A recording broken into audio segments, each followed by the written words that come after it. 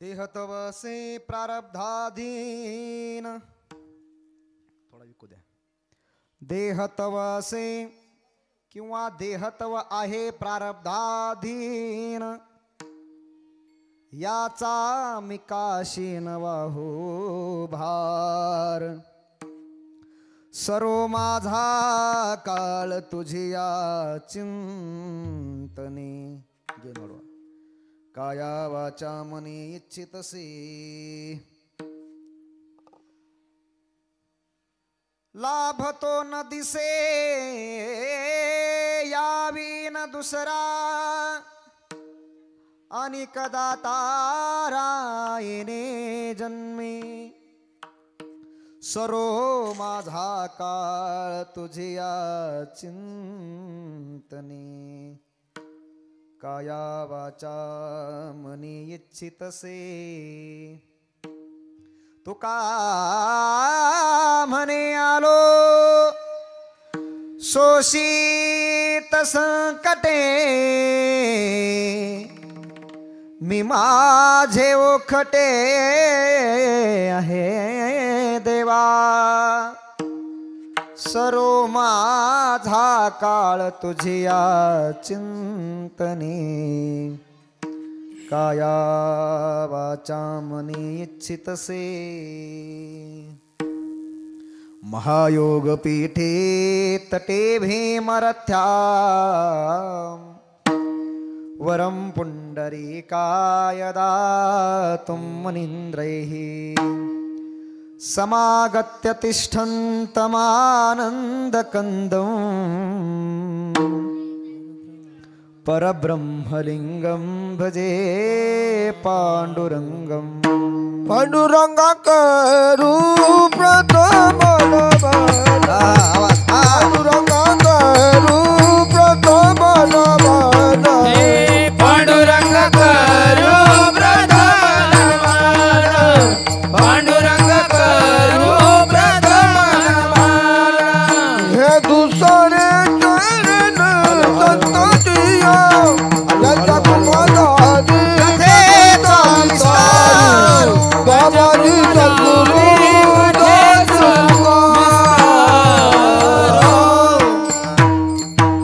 मस्तक हे पायावरी, या वारकरी संतांच्या बरहा पीडम.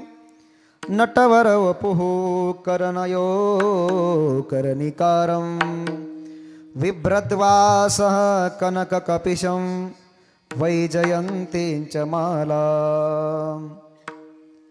रन्ध्रान्वेनो रधरसुधया, पूरयन् गोपवृन्दैः. वृन्दारण्यं स्वपदरमणं, प्राविशद्गीतकीर्तिः. अधो देवकी देवगर्भजननं, गोपी गृहे वर्धनं. मायापूतन जीवतापहरणं,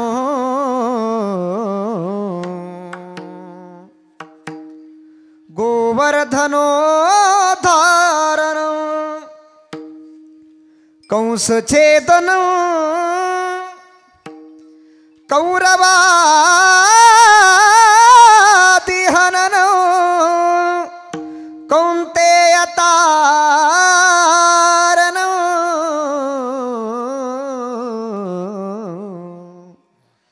एतद्भागवत पुराण कथितं, श्रीकृष्ण लीलामृतं. जय जय जय हनुमान गोसाई, कृपा करो गुरुदेव की नाई. जय जय जय हनुमान गोसाई, कृपा करो गुरुदेव की नाई. हनुमान सम नहीं बड़ भाग नहीं, कोई राम चरण अनुरागी राम सिया राम जय जय राम सिया राम श्री राम जय जय राम श्री राम जय जय राम श्री राम जय जय राम देहतवासे प्रारब्धाधीन याचा मिकाशी न वाहू भार सरो माझा काळ तुझिया चिंतनी काया वाचा मनी इच्छितसे. आता विको कमी करायचा, गाण्याच्या वेळेला द्यायचा, 2 पॉइंट रोवून द्यायचं. प्राप्त प्रसंगी कीर्तन रूपी सेवेकरता निवडलेला अभंग महान भगवत भक्त संत सम्राट वैराग्याची मूर्तिमंत पुतळे श्रीमंत श्री जगद्गुरु तुकोबराय मनुष्य देहाच्या अनुषंगाने बोलत असताना जगद्गुरु तुकोबराय म्हणतात, देह कुठलाही असू द्या, तो देह ज्या वेळेला जीव धारण करतो तो प्रारब्धाच्या अधीन होऊनच धारण करत असतो. देह हा जर प्रारब्धाच्या अधीन असेल तर उगाच माणसानं शीन आणि भार वाहिला नाही पाहिजे. याचा मिका शीन वाहू भार, मी याचा शीन आणि भार का म्हणून व्हायचा. मग देवानं विचारलं, महाराज काय करणार तुम्ही. जगद्गुरु तुकोबराय म्हणतात, सर्व माझा काळ तुझे या चिंतने. देवा माझ्या जीवनाचा संपूर्ण काळ तुझ्या चिंतनात सरला गेला पाहिजे. वरचा आवाज कमी करा, इथला आवाज वाढवा. संपूर्ण जीवन हे तुझ्या चिंतनामध्ये खर्च झालं पाहिजे. सगळी कायेनं वाचेनं मनानं माझी हीच इच्छा आहे. विठाल विठाल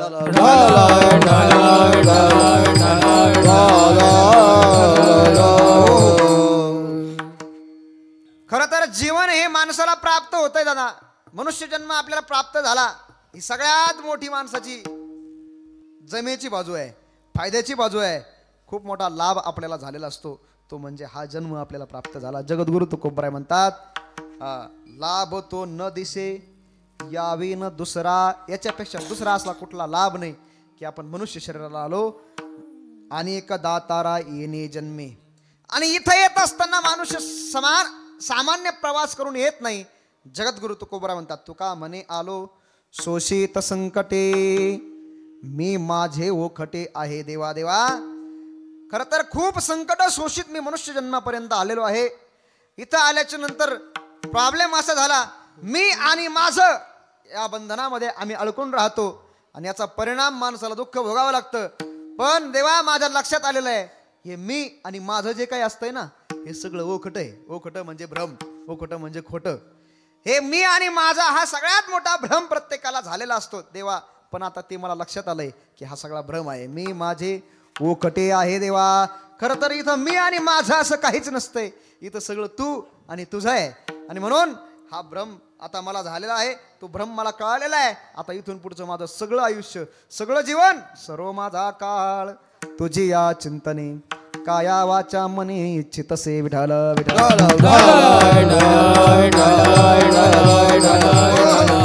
चिंतनाकडे वळण्यापूर्वी अल्पसा परिहार देणं अत्यंत गरजेचं आहे मायबाप. तो म्हणजे असा, कैलासवासी चंद्रकलाबाई कारभारी कोकरे यांना जाऊन आज 10 दिवस पूर्ण होत आहेत आणि त्यांच्या पश्चामध्ये दशक्रियेचा विधी 11 दिवस 11 आहे का दशक्रिया लिहिली आहे. अच्छा अच्छा, आज 11वा दिवस आहे अर्थात. हा हा तारीख लिहिली बरोबर आहे. आणि त्यांचा सर्व असणारा शोककुल परिवार, या परिवारानं आपल्या मातोश्रींचं दुःख अंतःकरणात ठेवून 11व्याच्या विधीच्या निमित्तानं काल दशक्रिया पूर्ण करून आज 11वा विधी पूर्ण करतायत. त्यांच्या पश्चामध्ये त्यांचे असणारे चिरंजीव श्री विजय कारभारी कोकरे, श्री गोरखनाथ कारभारी कोकरे असे 2 त्यांना चिरंजीव आहेत. त्यांच्या पश्चात त्यांचे पती असणारे कारभारी कोकरे, असा शोकाकुल त्यांचा परिवार आहे. पुतणे असणारे मच्छिंद्र गोकुळ कोकरे, ज्ञानेश्वर बाबूलाल कोकरे आणि सौभाग्यवती त्यांची मुलगी हिराबाई बाबासाहेब शेलार, सौभाग्यवती संगीता हिरालाल पटरे ही त्यांच्या पत्नी आहेत. पूनम राजेंद्र कोकरे ह्या पुतणी आहेत. असा गोड परिवार त्यांचा आहेत. त्यांचे असणारे बंधू आमचे हरिभक्तपरायण कृष्णाजी महाराज पुरे, असा गोड त्यांचा परिवार आहे. धार्मिक मार्गातला हा परिवार आहे. आणि खरं तर प्रत्येकाला या मृत्यू लोकातून जाण्यासाठी काहीतरी निमित्त घेऊन जावं लागतं.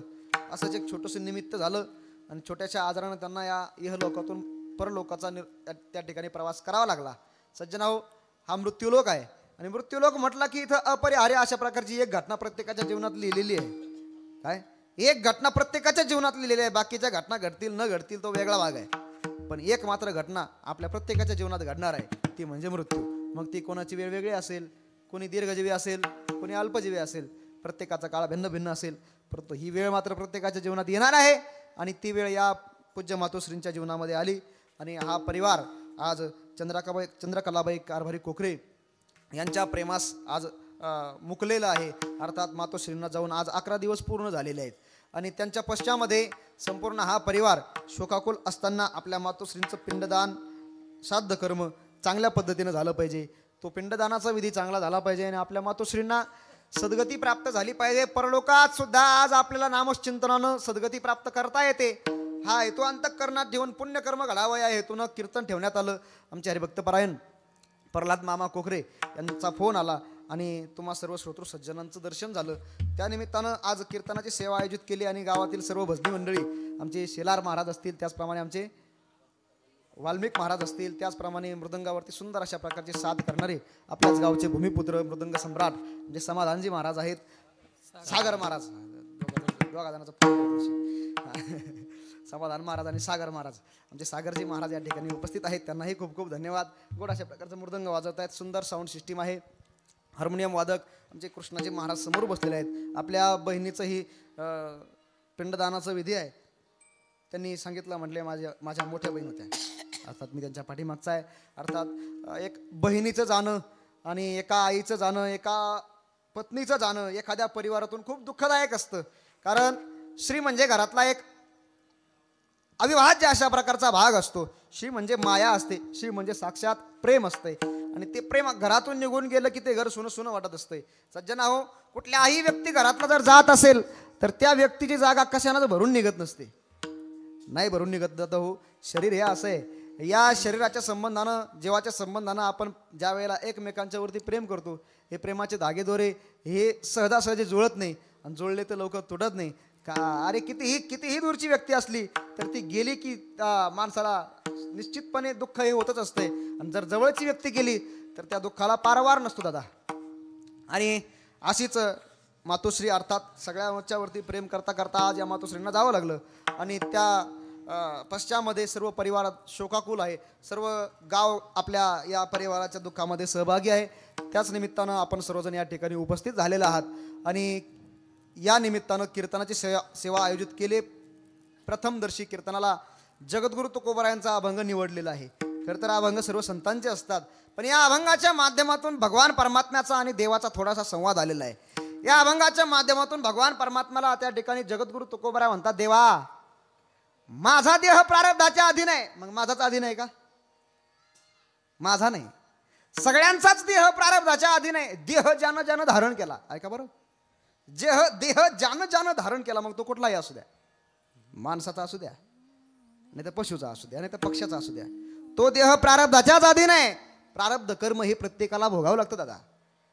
प्रत्येकाचा देह प्रारब्धाच्याच अधीन आहे. मग प्रारब्धाच्या अधीन देह असेल तर मग माणसानं भविष्याची चिंता करण्यासाठी उगाच शिनभाग का व्हायचा? विडाला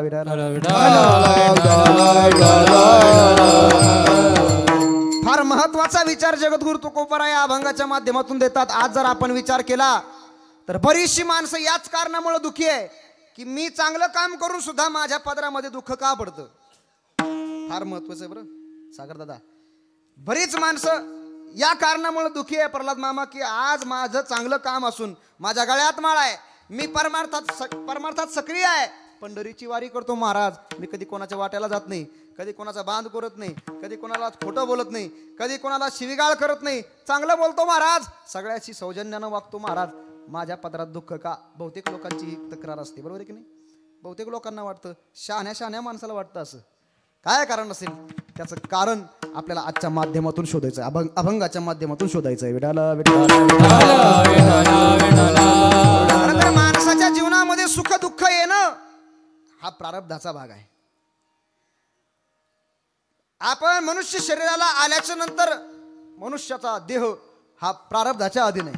नुसता मनुष्याचा नाही तर जगातला प्रत्येक जो देह असतो तो देह प्रारब्धाचा अधीन आहे. तो कुणीही धारण केला, तो देवानं जरी धारण केला तरी सुद्धा प्रारब्धाच्या अधीन होऊनच त्याला जगावं लागतं.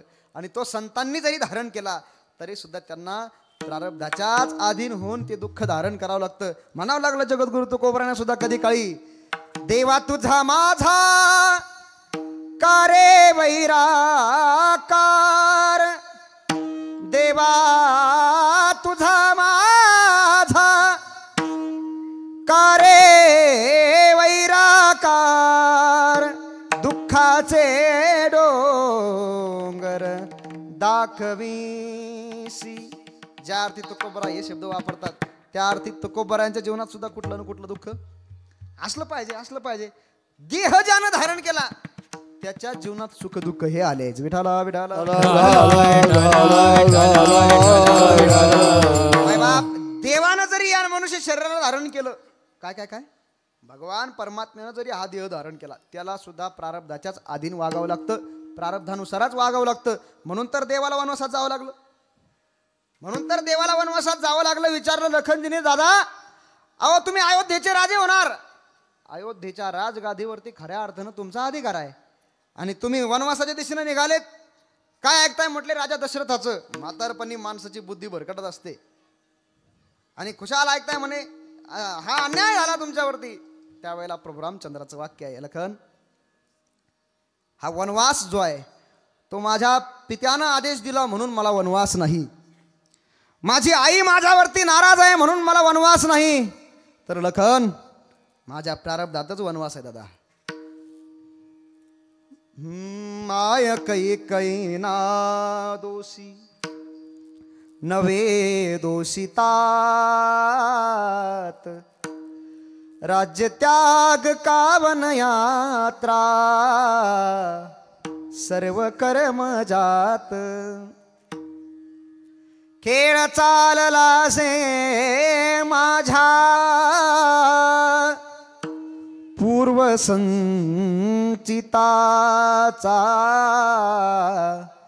पराधीन आहे जगती पुत्र मानवाचा, दोष ना कुणाचा. लखन इथं माझ्या प्रारब्धाचा दोष आहे आणि प्रारब्ध हे देवाला सुद्धा वाचता नाही आलं. काय मग प्रारब्धाच्या अधीन होऊन देवाला जगावं लागतं? नाही, देवाच्या बापाला सुद्धा प्रारब्धाच्याच अधीन होऊन जगावं लागतं. नाही गड्या हो, 4 पुत्र असून सुद्धा राजा दशरथाला अंतकाळी एकही नव्हता. जगद्गुरु तुकोबरा म्हणतात अंतकाळाच्या वेळेला दशरथ राजाला पाणी पाजण्यासाठी म्हणून एकही मुलगा नसणं हे काय प्रारब्धाचं आहे गड्या. अरे एक राजा आहे, सार्वभौम नगरीचा राजा आहे, 4 मुलांचा बाप आहे, सामान्य मुलं नाही, जगाचा मालक राम म्हणून ज्याच्या पोटाला जन्माला आला तरी सुद्धा बापाच्या अंत्यविधाला रामाला राहता आलं नाही. हे दशरथाचं काय आहे? प्रारब्ध आहे. आणि जगाचा मालक वनवासात गेल्याच्या नंतर एका पक्षाला अंतकाळाच्या वेळेला पाणी पाजतो, हे त्याचं काय आहे? प्रारब्धाचं आहे दादा, प्रारब्धच आहे. प्रत्येकाला प्रारब्धाच्या अधीन होऊन जगावं लागतं. अरे जटायूला अंतकाळाच्या वेळेला जगाचा मालक मांडी देतो, हे जटायूचं प्रारब्ध. आणि जगाचा मालक उदराला येऊन सुद्धा, पोटाला येऊन सुद्धा राजा दशरथाला राम राम राम करत मरावं लागतं, त्याला पाणी कोणी पाजत नाही, हे त्याचं काय? प्रारब्धच आहे. प्रत्येकाचं प्रारब्ध भिन्न भिन्न असतंय. कर्मे दशरथ वियोगी मेला, कर्मे श्रीराम वनवासा गेला, कर्मे रावण क्षय पावला, वियोग घडला सीता देवी. प्रत्येकाचं कर्म भिन्न भिन्न आहे, प्रत्येकाचं प्रारब्ध भिन्न भिन्न आहे. ज्याला त्याला ज्याच्या त्याच्या प्रारब्धानं जगावंच लागतं दादा. काय प्रारब्ध आहे जटायूचं? काय प्रारब्ध आहे राजा दशरथाचं? की मुलगा 4 मुलं असून सुद्धा दशरथाजवळ एकही त्या ठिकाणी पाणी पाजण्यासाठी नाही. कथा सर्वांना ज्ञात आहे. ज्या वेळेला मृत्यू समोर दिसत होता राजा दशरथ घाबरून गेला. दशरथानं कौशल्याला आवाज दिला, कौशल्य बघ म्हणे त्या भिंतीवरती मला समोर चित्र दिसतंय, ते चित्र मला शाप देतंय, ते चित्र मला दोष देतंय. अरे तो एक ब्राह्मण आहे, तो ब्राह्मण मला म्हणतोय दशरथा, अरे अम्माशी दिदले पुत्र दुःख, तू ही पावशील पुत्र शोक. अरे जसे आज आम्ही आमच्या मुलासाठी विव्हळ होऊन त्या ठिकाणी मृत्यू करतोय, आमचं शरीर ठेवतोय, तुला सुद्धा एक दिवस पुत्र शोक होईल, तुला सुद्धा तुझ्या पुत्राच्या वियोगामध्ये देह ठेवावा लागेल, तुझ्या जवळ एकही मुलगा नसेल. हा शाप देणारा ब्राह्मण त्या असणाऱ्या दशरथानं मरायच्या वेळेला पाहिला. हे दशरथाचं कर्म आहे, हे दशरथाचं प्रारब्ध आहे. दादा दशरथाचं प्रारब्ध आहे. एका श्रावणाला त्या ठिकाणी मारलंय आणि श्रावणाचा बाप राजा दशरथाला शाप देतोय, हे त्याचं प्रारब्ध आहे. मग जटायूचं कुठलं आलं प्रारब्ध? जगाचा मालक त्याला मांडी देतोय, जगाचा मालक त्याला पाणी पाचतोय, हे कुठलं आलं प्रारब्ध? ऐका, दशरथाचंही प्रारब्धच आहे आणि जटायूचं सुद्धा प्रारब्धच आहे. आणि जटायूचं काय प्रारब्ध आहे थोडीशी कथा सांगतो आणि पुढे चालतो. भजन करा विठाला विठाला.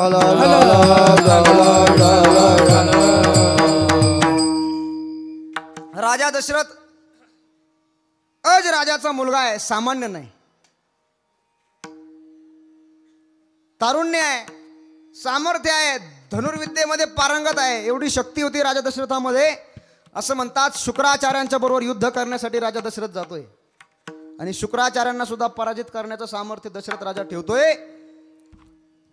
इंद्राला सुद्धा युद्धामध्ये मदत होते. देवताधिक त्या ठिकाणी राजा दशरथाला वंदन करतात.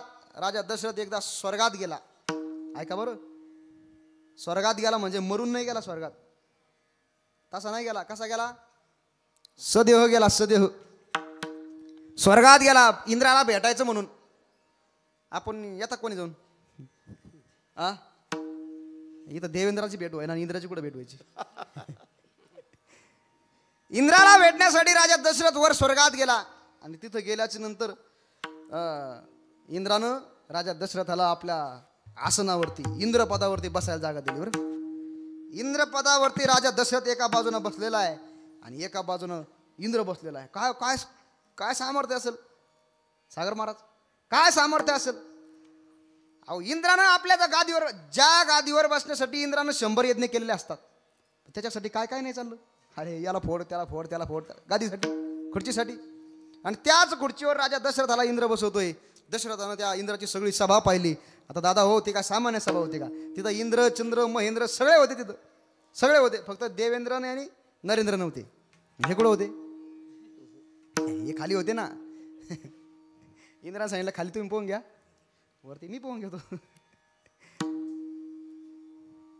इंद्रा बरोबर बोलत असताना राजा दशरथ म्हणतोय, इंद्रा, अरे ही सामान्य सभा नाही, या सभेमध्ये काय नाही, सगळं आहे. अरे इथं कामधेनूचे खिल्लार आहे, कल्पतरूचे बगीचे आहे, या स्वर्गामध्ये सगळ्या गोष्टी उपलब्ध आहे, पिण्यासाठी अमृत आहे.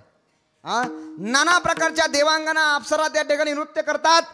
तिथं स्वर्गातून जायचं मनच करत नाही. उगाच लोक म्हणतात का माणसाला जाऊ तर स्वर्गात जाव, कशासाठी जायचं? नाना प्रकारचे भोग आहे तिथं. आणि हे सगळं नयनरम्य दृश्य पाहत असताना माझे डोळे असे तृप्त होत आहेत.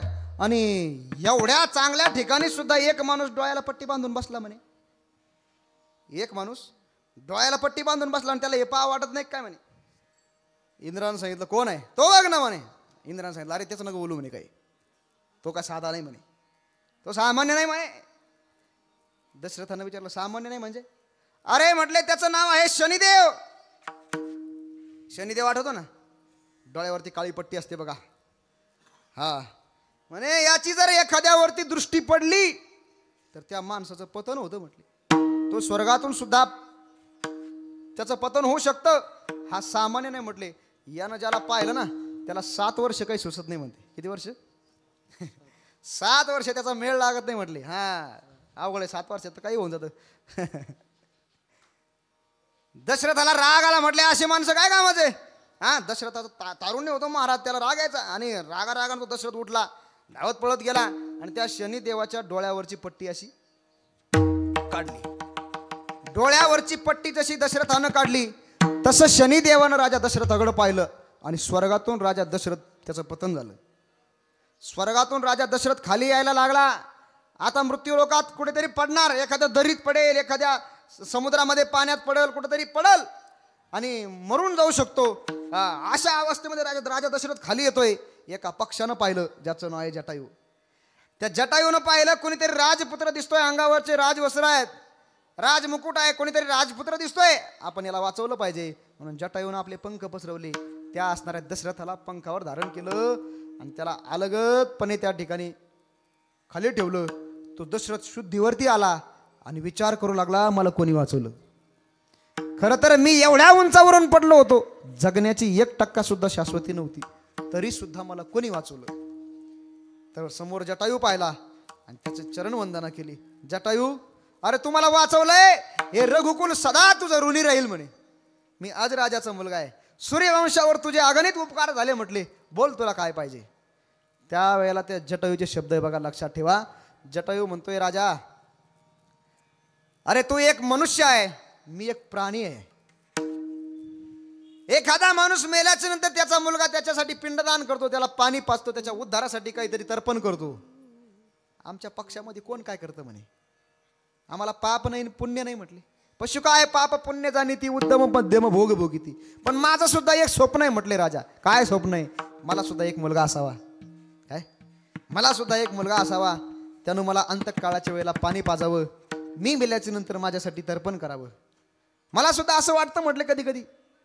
राजा दशरथानं सांगितलं, तू मला वाचवलंय ना, तू मला वाचवलंय, मी राजा दशरथ तुला वचन देतो म्हटले, मला ज्या वेळेला पहिला मुलगा होईल तो मुलगा मी तुलाच अर्पण करून टाकेल, त्यावरती तुझाच अधिकार असेल. असा शब्द त्या जटायूला दिला आणि तो जटायू निघून गेला. का गेला माहिती, काय गेला माहिती, कारण जटायूला माहिती आहे हा राजा रघुकुलातला आहे. रघुकुलरीत सदा चली आई, कान जाए परवचन न जाई.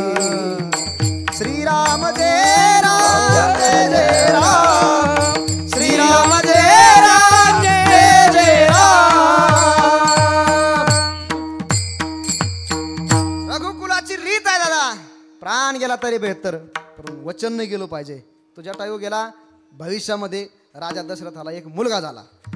कर्मधर्म संयोगानं पहिला मुलगा झाला, त्याचं नाव राम जन्माला आला आणि जटायू दारात येऊन उभा राहिला. जटायूनं राम राम केला, म्हणजे राम राम तेव्हा त्याच्या अगोदरपासून चालू होता. बरं ऐका ना, राम राम कधीपासून चालू होता, अगोदरपासून चालू होता. कारण राम जन्माच्या येण्याच्या अगोदर रामायण होतं. रामायण कधी होतं, राम जन्माला येण्याच्या अगोदरपासून रामायण होतं. अर्थात राम राम कधीपासून होता, राम राम रामायणाच्या अगोदरपासून चालू होता. जटायूनं राम राम घातला, दशरथानं राम राम केला. पण दशरथाच्या लक्षात आला हा कशासाठी आला. एक लक्षात ठेवा, एखाद्या माणसाचा आपल्यावर काहीतरी उपकार असेल ना, आपल्यावर त्या माणसाचं काहीतरी ऋण असेल, आपल्यावर जर त्या माणसाचं काहीतरी ऋण असेल तर आपल्याला त्या माणसाची बोलत असताना लगेच ते ऋण पुन्हा पुन्हा जाणवत असतं, पुन्हा पुन्हा त्याची आपल्याला आठवण होत असते. राजा दशरथाला आठवण झाली, याची आपल्यावर उपकार आहे, पण त्या उपकाराची परतफेड आता तरी आपल्याला करता येणार नाही. कारण एवढं प्रेम होतं महाराज त्या रामावरती. आता काय करायचं, राजा दशरथाची इच्छा नाही, परंतु कसं तयार झाला आणि त्यानं पहिला मुलगा जटायूला देऊन टाकला. तो जटायू त्याला घेऊन निघाला. नारद महर्षींची भेट झाली. नारदानं सांगितलं, अरे हा नुसता मुलगा नाहीये, हा नुसता मुलगा नाहीये. काय माहिती का, भगवान परमात्म्याची भेट होते बरं, पण परमात्मा कोणाला कळत नाही, त्याच्याकरता संत भेट महत्वाची आहे. आतापर्यंत जटायूला वाटत होता हा फक्त एक मुलगा आहे, पण हा नुसता मुलगा नाहीये ना, हे सांगण्यासाठी नारदाला यावं लागलं.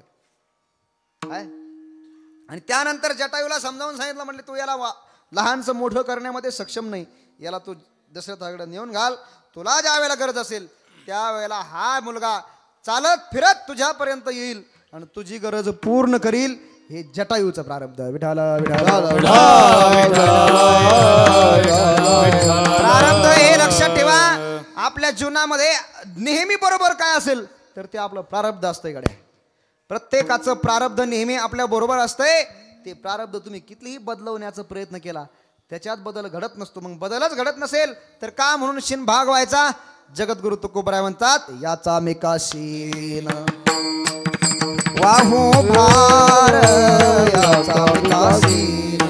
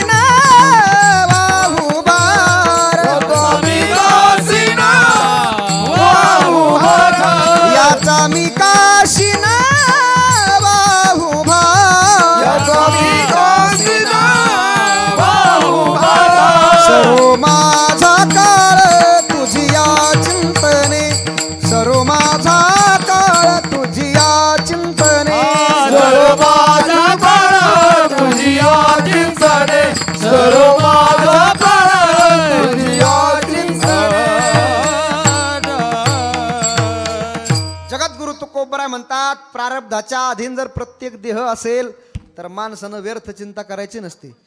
भाग व्हायचा नसतो. का म्हणून चिंता करायची? अरे जगात आपल्याला ज्या गोष्टी पाहायच्या ना, ज्याच्यासाठी आपण रात्रंदिवस अभ्यास चालू आहे, अट्टहास चालू आहे, त्या सगळ्या गोष्टी प्रारब्धाच्या अधीन आहे. अन्न मान धन येतो प्रारब्धाधीन. आणि मग या गोष्टी जर प्रारब्धाच्या अधीन असेल तर कशासाठी चिंता करायची? काही काही माणसं विनाकारण चिंता करतात गाड्या. एवढे काळजी करतात काही काही माणसं, भयंकर काळजी करतात. बरं किती मिळवायचं तरी किती? बरं काय मिळवायचं तरी किती? आज आपल्याला पोटाला जर 2 वेळेचं अन्न पोटभर मिळत असेल, अंगभर घालण्यासाठी कपडे असेल, तर माणसाने चिंता करण्याचं काही कारण आहे का? बोला ना, चिंता करण्याचं काही कारण आहे का? काहीच नाही. पण तरी सुद्धा माणसं चिंता करत नाही असा एक माणूस भेटत नाही. प्रत्येक माणूस चिंताग्रस्त आहे. प्रत्येक माणूस. कोणालाही पहा तुम्ही, कोणाला कशाची चिंता, कोणाला कशाची चिंता. प्रत्येकाची चिंता वेगवेगळी, पण चिंता नाही असा माणूस नाही. माय बाप, ही चिंता फार भयंकर आहे. चिंता ही फार भयंकर आहे. कारण चिता तरी निर्जीव देहाला जळते, पण चिंता सजीव देहाला जळत असते. चिता अग्नीला बरोबर घेऊन जाते, पण चिंता ही अशी गोष्ट आहे, अग्नीशिवाय माणसाला जळत असते. जे माणसं चिंता करते ना लक्ष्मणराव, ते माणसं नेहमी नेहमी नेहमी झुरत असतात बघा, झुरत. त्यांना कोणी पण येऊन असंच म्हणणार, तुम्ही आजारी आहे का काही? तुमची तब्येत बरी नाही का? आणि हे अजून चिंता वाढवणार आहे बरं. एखाद्या माणसाला पुन्हा पुन्हा कोणीतरी येऊन विचारणं, तुम्ही आजारी आहे का? तुमची तब्येत बरी नाही का? हे अजून चिंता वाढवणार आहे. म्हणून माणसाने चिंता नाही केली पाहिजे. कशासाठी चिंता करायची? एक लक्षात ठेवा. तुलसीदास महाराज म्हणतात, अरे एखादा माणूस मेलेला असतो, त्याला कोणी नाहीये, त्याला मुलगा नाहीये, त्याला कोणीच नाहीये, आपलं असं म्हणावं त्याचं कोणीच नाही, असा माणूस एखादा जर वारला तर त्याचं प्रेत तसंच पडून राहतं का? बोला ना. नाही नाही नाही, त्याच्यासाठी सुद्धा कुठून तरी 1.5 मीटर कापड, 1.5 क्विंटल लाकडं आणि 1 काड्याची पेटी उपलब्ध होते का नाही? मग मेलेल्या माणसाची सुद्धा चिंता वाहणारं कोणीतरी आहे तर आपण जिवंत आहोत ना. तुलसी मुर्दे को देत है, कपड़ा लकड़ी और आग, जिंदा रह के भी फिक्र करे, ओ नर बड़ा भाग. मेलेल्या माणसाला सुद्धा चिंता करायचं काम नाही, त्याच्यासाठी सुद्धा चिंता वाहणारं कोणीतरी आहे. आपण तर जिवंत आहेत ना. आपण काय म्हणून चिंता करायची? आपल्याला 2 हात आहे, 2 पाय आहे, आपल्याला मस्तक आहे, त्याच्यामध्ये बुद्धी आहे, चांगल्या वाईटाचा विचार आपल्याला करता येतो, आपण सहजपणे काही मिळू शकतो. कशासाठी चिंता करायची? विठाल विठाल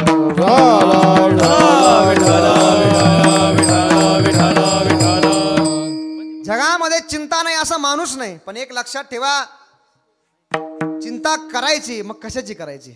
चिंता केली पाहिजे, करू नये असं अशातला मी नाही. पण आमचे संत म्हणतात तुम्ही चिंता करायची ना. कशाची करा? हेची चिंता करी सदा सर्व काळ, रात्रंदिवस हेची तळमळ. तुका म्हणे नाही आपुले बळ, जेने फळ पावेन निश्चयेसी. कै हे खंड येईल कर्म. चिंता करावी माणसानं, पण चिंता कोणती केली पाहिजे? पुसावेसे हेची वाटे, पुसावेसे हेची वाटे, पुसावेसे हेची वाटे, पुसावेसे हेची वाटे. जे भेटे तयासी, जे भेटे तयासी, जे भेटे तयासी, जे भेटे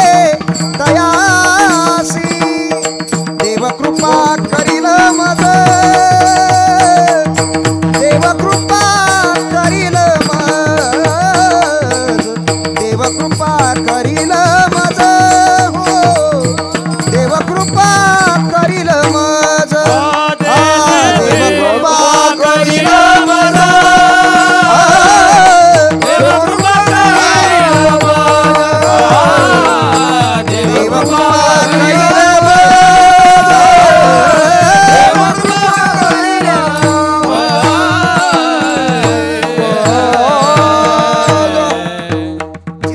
करावी माणसानं, पण कोणती चिंता करावी त्याचं विश्लेषण जगद्गुरु तुकोबा करतात. दादा हो, चिंता करावं माणसानं, पण कोणती चिंता केली पाहिजे? ऐशी चिंता करी सदा सर्व काळ. कोणती? देव कृपा करील मज, काय लाज राखील.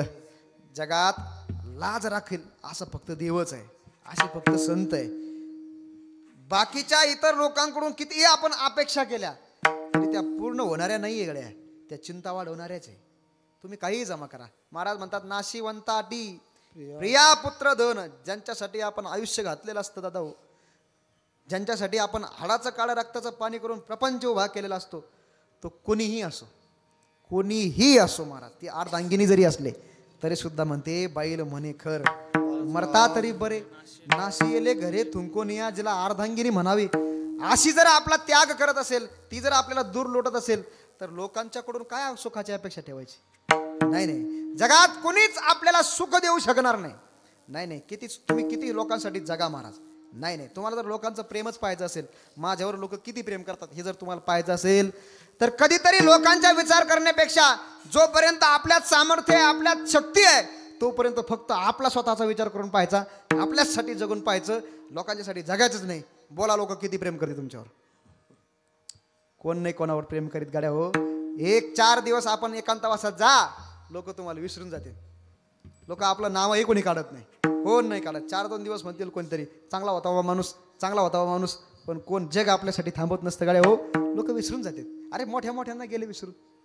आजा मेला पणजा मेला, बाप मसना गेला. आजा मेला पणजा मेला, बाप मसना गेला.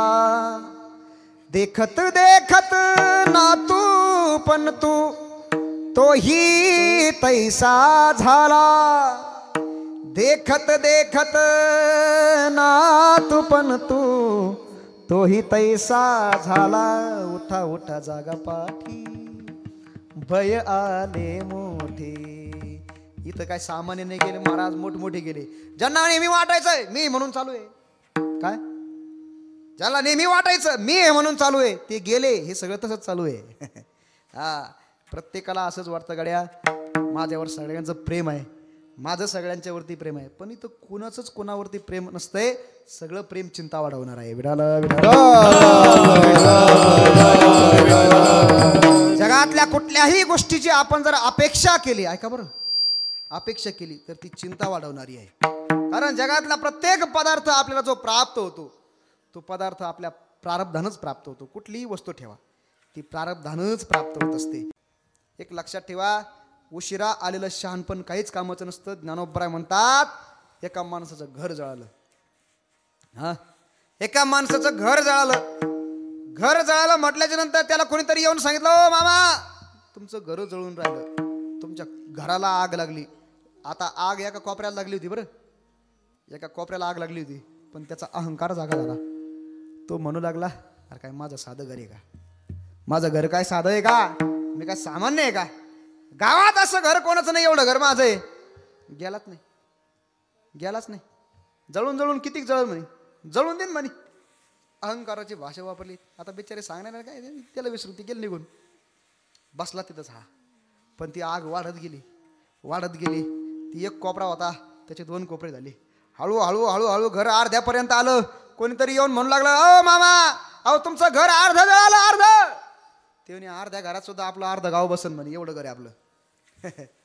एवढं घर आहे आपलं, एवढं घर आहे आपलं. पण नाही गेला. शेवटी 5-10 मिनिटांमध्ये संपूर्ण घर जळायला लागलं. आणि मग तिकडे जाऊन पाहतो तर सगळं राख झालं. आता त्यालाच राहायला घर नाही. आणि मग म्हणू लागला, चला चला कोणीतरी पाणी आणा, कोणीतरी काहीतरी करा. गावातले लोक म्हणे याला अहंकार होता, याला अहंकार होता, लय मोठं घर होतं याचं, अख्खा गाव बसणार होता. आता पाहू द्या काय काय करतो. मग लागला पाणी शोधायला. ज्ञानोबराय म्हणतात, आता कशाचं पाणी शोधितो? आता जळून गेलाय सगळं, आता कशासाठी पाणी शोधतोय? अरे नशेची निष्ठंक आण काही वाया गेला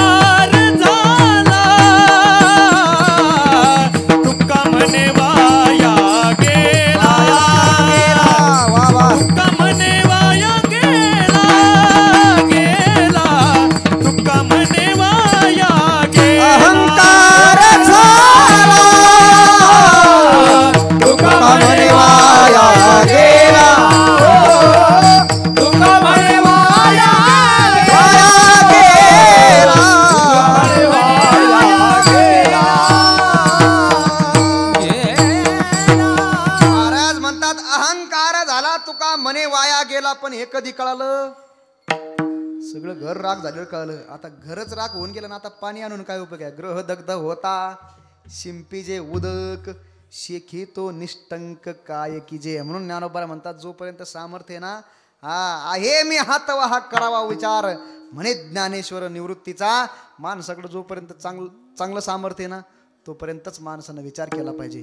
पण प्रॉब्लेम इथं आहे, माणसं ज्या वेळेला चांगले असतात, सुदृढ असतात, प्रत्येकाचे काहीतरी करणे. एक लक्षात ठेवा, माणूस काय नाही करू शकत. माणूस हा जगात काहीही मिळवू शकतो. प्रयत्नानं जगात सगळ्या गोष्टी साध्य होतात. प्रयत्नानं काय साध्य होत नाही. अभ्यासेप्य समर्थोसी मत्कर्म परमो भवान.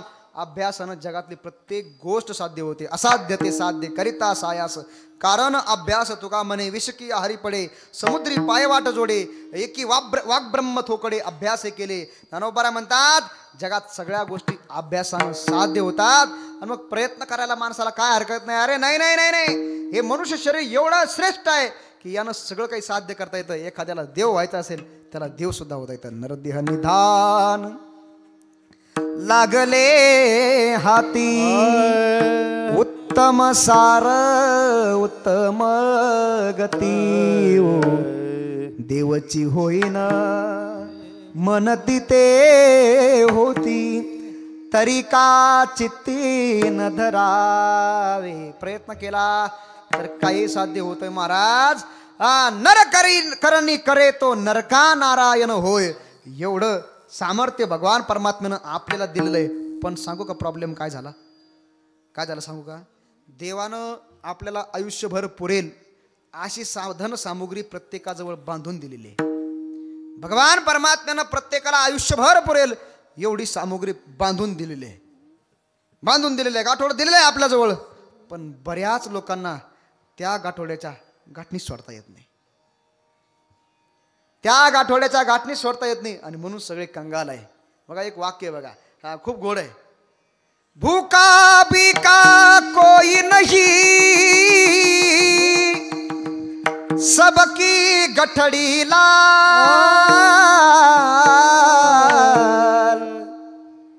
भूका बिका कोई नहीं सबकी गठड़ी लाल पर गाठ छोड़ना नहीं जानते इसीलिए भये कंगाल. बऱ्याच लोकांना गाठणी सोडता येत नाही दादा हो. गाठणी हात कुठं वापरायचे, डोळ्यानं काय करायचं, कानानं काय करायचं, पायानं काय केलं पाहिजे, आपले इंद्रिय कोणत्या मार्गाने नेले पाहिजे, ह्या गाठीच बऱ्याच लोकांना सोडता आल्या नाही. नको तिथं डोळे चालवले परिणामी दुःख होतं. नको तिथं हात चालवले परिणामी दुःख होतं. नको तिकडे पाय गेले की परिणामी दुःख पडतं पदरामध्ये. म्हणून सगळे माणसं कंगाल आहे. सायासे करीशी प्रपंच दिनानिशी हरीशी न भदशी कोण्या गुणे. ज्ञानोबा आपल्याला प्रश्न विचारतात गड्या सोप्या भाषेत. सोप्या भाषेत माणूस किती राबतो प्रपंचामध्ये. महाराज किती राबतो प्रश्नच विचारू नका. माणसं झोपताना सुद्धा कितीही दमलेले असले, दुसऱ्या दिवशी काम असलं ना, मोबाईलमध्ये अलाराम लागून ठेवतात. काय ठेवतात? अलाराम. अलाराम. अरे राम जरी आला तरी त्याला म्हणते अलाराम. तरी त्याला म्हणते भाऊ आता सावड नाही येतो नंतरी. सकाळी उठण्यासाठी. अरे एवढी जर निष्ठा आपण परमार्थाविषयी दाखवली तर देव येईन ना आपल्याला भेटायला. कोण नाही यायचा? जेवढा निष्ठेनं, जेवढा सायासानं आपण प्रपंच करतो, जेवढ्या सायासानं आपण प्रपंच करतो, तेवढ्या सायासानं परमार्थ जर केला तर तो परमार्थ फलद्रूप झाल्याशिवाय राहणार नाही. गुरुवर्य राऊत महाराज नेहमी सांगत असतात, माणूस काय करतो माहिती का? 5% परमार्थ करतो आणि 100% देवाच्या प्रेमाची अपेक्षा करतो. बरोबर आहे की नाही? माणसं असे 5% प्रेम देवावरती करतात आणि देवाच्या प्रेमाच्या 100%च्या अपेक्षा करतात. आता तुमचं जर प्रेम 5% असेल तर देव तुम्हाला 5% प्रेम करेन ना. त्याला काय एवढा साधा व्यवहार कळत नाही का? बोला ना, ती येडा आहे का? आपणच लय शहाणे. आपण 5% प्रेम केल्याच्या नंतर तो सुद्धा 5% प्रेम करणार ना. पण आपलं सगळं प्रेम प्रपंचावरती आहे आणि आपण काय देवावरती प्रेम करणार आहे. म्हणून जगद्गुरु तुकोबरा म्हणतात, कितीही प्रपंचावर प्रेम केलं तर याचा एकच फायदा आहे, याचा एकच फळ आहे. काय?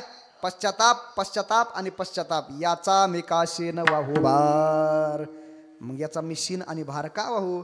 आणि मग जगद्गुरु तुकोबरायांना भगवान विचारतात, महाराज तुम्ही प्रपंचात आहात, तुम्ही नर शरीराला आलेले आहे, तुम्हाला प्रारब्धानुसार जीवन जगायचंच आहे, मग तुम्ही शिनभार वाहणार नाही, मग काय करणार? जगद्गुरु तुकोबरा म्हणतात, ज्यानं माणसाला शिनही होत नाही, ज्यानं भारही होत नाही आणि ज्यानं प्रारब्धात बदल करता येतो ते नामचिंतन, ते तुझं चिंतन मी केल्याशिवाय राहणार नाही. अभंगाचं द्वितीय चरण.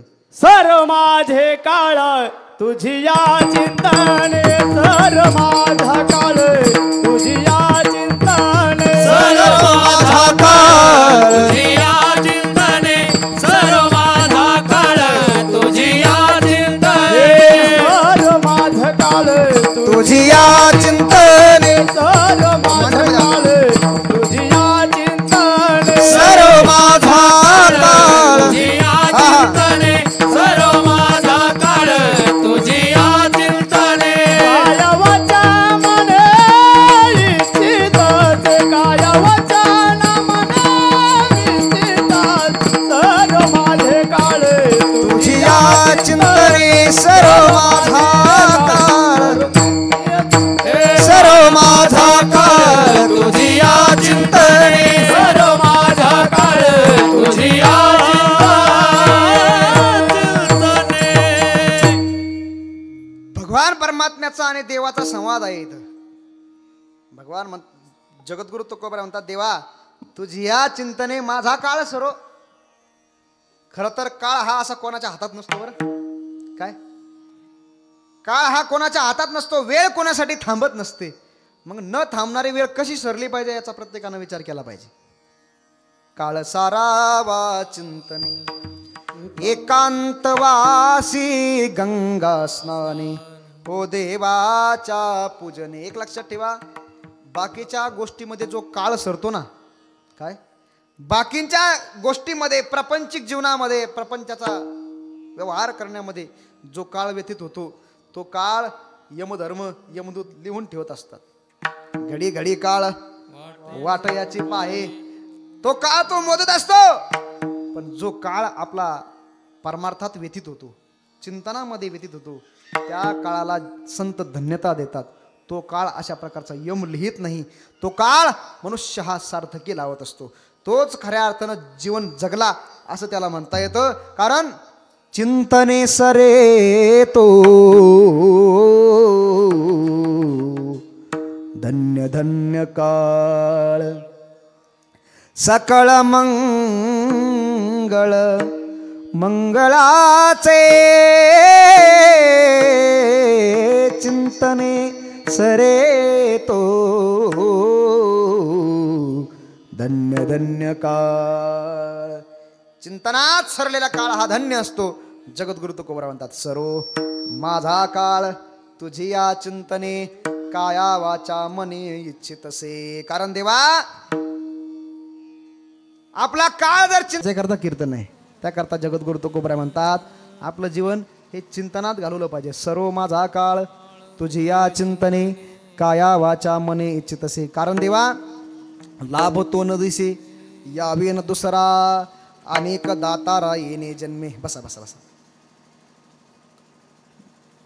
मनुष्य जीवन माणसाला प्राप्त होतं ना गड्या, याच्यापेक्षा मोठा लाभ नाही. बरं माझा एक प्रश्न आहे तुम्हाला, जगात सगळ्यात श्रीमंत कोण आहे बरं? तुम्हाला कोण वाटतं जगातला सगळ्यात श्रीमंत माणूस माहिती आहे तुम्हाला? बोला ना. जगात सगळ्यात श्रीमंत कोण आहे?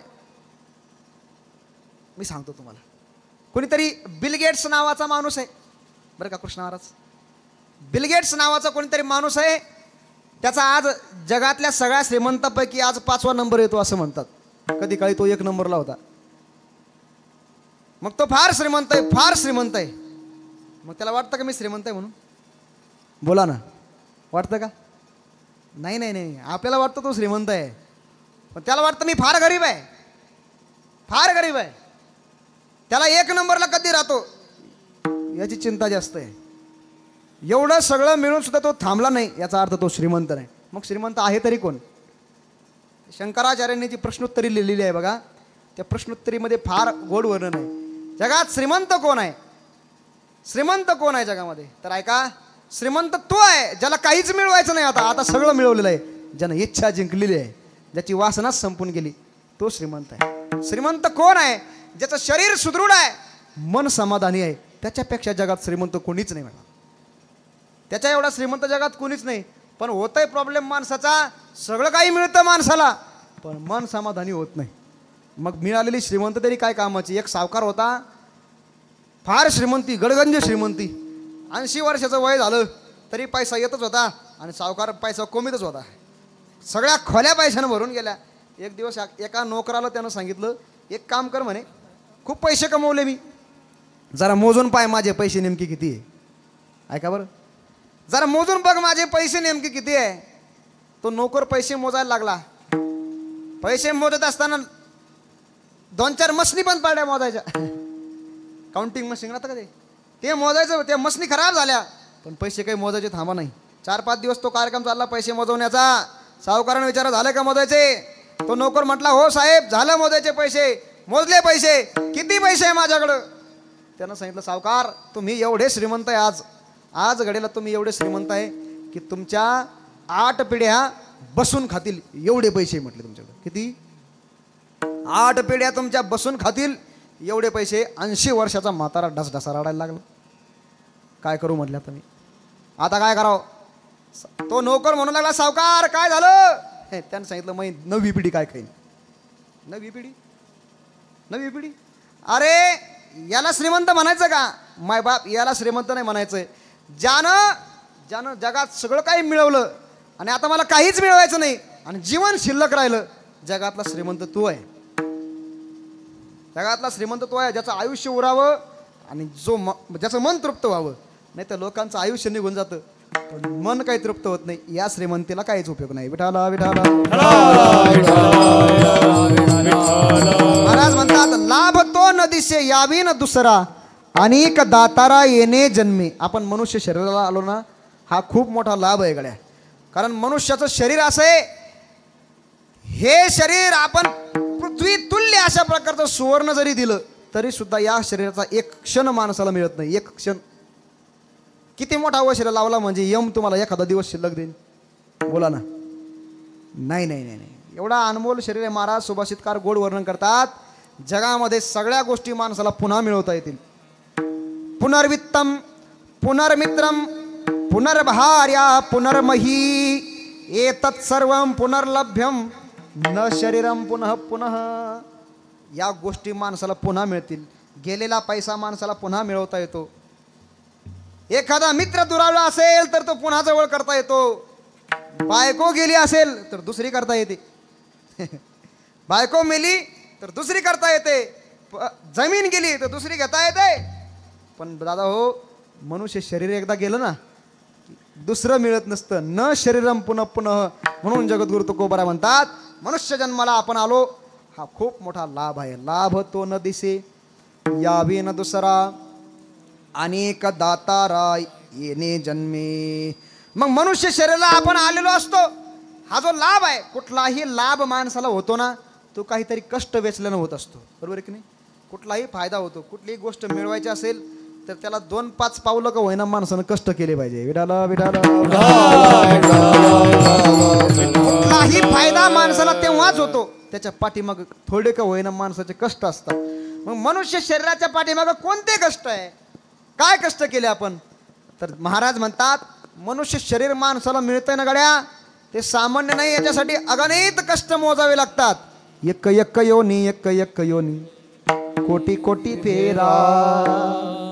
एक एक योनी, एक एक योनी, कोटी कोटी फेरा. मग लागे वारा मनुष्य देहाचा. एका एका योनीमध्ये माणसाला कोटी वेळा जन्म घ्यावा लागतो तेव्हा मनुष्य शरीर प्राप्त होतं. पाप पुण्य समान समी, तयेची पावी जे कर्मभूमी. आपण या कर्मभूमीमध्ये मनुष्य रूपानं जन्माला आलो, अनेक प्रकारचे संकट शोषित आलो. आणि म्हणून जगद्गुरु तुकोबरा म्हणतात, मी इथं आलो, मनुष्य शरीर आलो, हा खूप मोठा लाभ झाला. पण या लाभासाठी मी अनेक प्रकारचे संकट सोसले. अभंग कठीण है राम, ये माया तेरी बहुत कठीण हे राम. या सगळ्या गोष्टी आपल्याला आपल्या वाटतात. आपण यांना सगळ्याला माझं माझं म्हणतोय, परिणामी आपल्याला इथंच दुःख भोगावं लागतंय. जगद्गुरु तुकोबरा म्हणतात, मी माझे ओखटे आहे देवा, मी आणि माझं आपण जे काही म्हणतो ना, हा सगळ्यात मोठा भ्रम आहे, सगळ्यात मोठा भ्रम आहे. बघा ना तुम्ही, हा प्रत्येकाला भ्रम आहे हे लक्षात येतच. कळो येईल अंतकाळी प्राण प्रयाणाची वेळी प्रत्येकाच्या तोंडात हा शब्द कधी ना कधी येतो. महाराज येतो की नाही? प्रत्येक माणूस म्हणतो महाराज, कोणीच नाही. सगळे म्हणतात महाराज, सगळे म्हणतात. ज्याचं जेव्हा पाड प्रेम आहे ना घरातल्या लोकांवर, ते सुद्धा त्या घरातल्या लोकांसाठी हे शब्द कधीतरी वापरतातच. महाराज कोण कोणच आहे, घरोघर मातीच्या चुली. हे शब्द आपल्याला प्रपंचात कधी काळी वापरावेच लागतात. याचा अर्थ जगद्गुरु तुकोबराय बोलतात ते शब्द खरे आहे. मी माझे ओखटे आहे देवा. ओखटे म्हणजे भ्रम. आणि सगळ्यात मोठा भ्रम आपल्याला झालेला असतो की आपल्याला परिवार साथ देईल. ऐका बरं, आपल्याला परिवार साथ देईल, आपल्याला मुलं बाळ साथ देतील, आपल्याला हे शरीर साथ देतील, पण जगात देवाच्या व्यतिरिक्त साथ देणारं कोणीच नसतंय. अंतकाळीचा सोयरा तुका मने विठुधरा. धनानी भूमो पश्चिमश्च गोष्टी भार्या आग्रहद्वारे जनस्मशाने देहश्चितायाम परलोक मार्गे कर्मानुगो गच्छती जीव एका. जायचंय मानाला एकट्यालाच लागतंय. आपलं कर्म बरोबर घेऊन जावं लागतंय. जगात आपल्या बरोबर येणार कोणीच नाही महाराज, कोणीच नाही आहे. भरला मायेचा बाजार जगामध्ये आपलं कोण नाही. ते एक भजन आहे बघा. आता ते कीर्तनातलं भजन नसल्यामुळे ते जमणार नाही इथं खेळ, पण फार गोड आहे बघा. ऐक प्राण्या तुला सांगतो उत्तम नर देही, उत्तम नर देही. भरला मायेचा बाजार जगामध्ये आपलं कोण नाही. अरे बहीण रडते साडी चोळी अंतरली ग बाई, बायको रडते तेरा दिवस मग विसरून जाई. ऐक प्राण्या, ऐक प्राण्या तुला सांगतो उत्तम नर देई, उत्तम नर देई. भरला मायेचा बाजार जगामध्ये आपलं कोण नाही. ऋषी भाऊ तुम्ही विचार करत असाल इथं धिन्ना धिंदना वाजू का काय वाजू, हे आपल्याकडे भजन नाही, ते खंजिरीवरचं भजन आहे बघा. पण गोड आहे, किती गोड आहे. माणसाचं प्रेम असतं महाराज, कुटुंबावर एवढं प्रेम असतं. पण जगात आपली साथ देणारं कोणीच नाही परमात्म्याच्या व्यतिरिक्त. जगद्गुरु तुकोबराय शेवटच्या चरणात सांगतात, मी माझे ओखटे आहे देवा. हा प्रत्येकाचा भ्रम आहे, हे ओखट आहे, हा भ्रम आहे. फक्त हा भ्रम माणसाला आहे हे लवकर कळालं पाहिजे. लवकर कळालं की मनुष्य हा सावध होत असतो. सावध झाला की काय करतो, सर्व माझा काळ तुझी या चिंतने, काया वाचा मने इच्छितसे ज्ञानेश्वर माऊली ज्ञानराज माऊली. जय ज्ञानेश्वर.